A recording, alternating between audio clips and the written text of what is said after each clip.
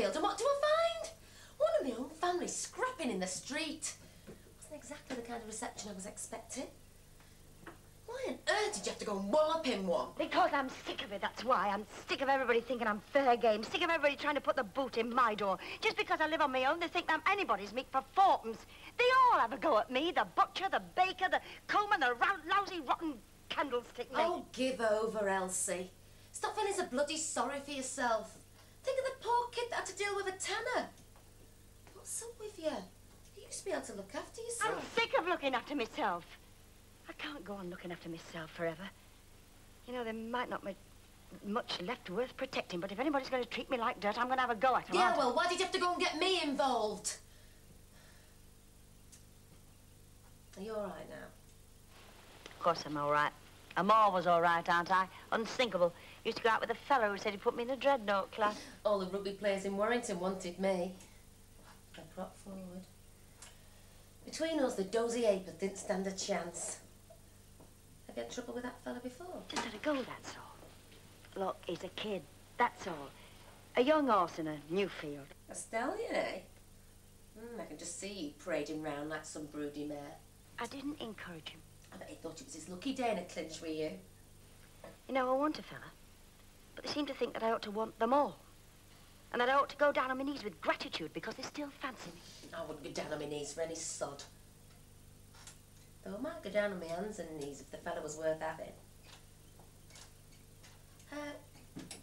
What about Thingy? Ray.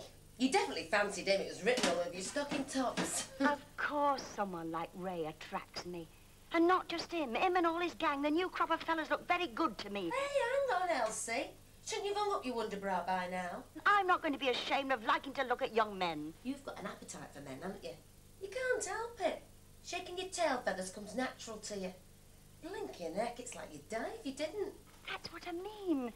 Of course I didn't encourage men. But if I like fellas, it's healthy. It doesn't mean to say that I'm easy meat for all of them. Look, you can't flash your headlamps round here without expecting all the grease monkeys in town to start mithering, can you?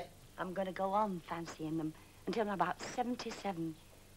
I still feel just as cracked and know just as little as when I was 17. Well, you don't look too bad on it. I don't suppose you get many complaining in this street. Some of them do. Just look at her, skirts up to here, still at it. They went in the engine. No, they don't. They haven't got what we've got. It's something we're born with. They're all bleached out and implanted. This place isn't a street anymore, it's a Silicon Valley. Aye, so you say. Ah, well. Come on, Sugarlugs, are we going to that party, or aren't we? Besides, I might see a nice fella I fancy. Not if I see him first. Hey, and if you show me up, it'll all end in tears.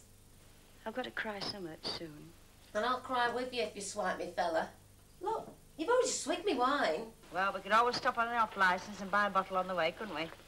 Don't tell me you fancy that spotty kid in the offie now. You're unstoppable as well as unsinkable. Hey, you know, I've had trouble with fellas ever since I was 4 years old. 4 years old. You know what my first boyfriend did to me? No, what? He was 5 years old. He threw me knickers up a tree. Well, I hope he pulled them down again. Up your bum. Cheers. Ah, suppose I should put some clothes on. Sod it. I'll go as I am. You ready?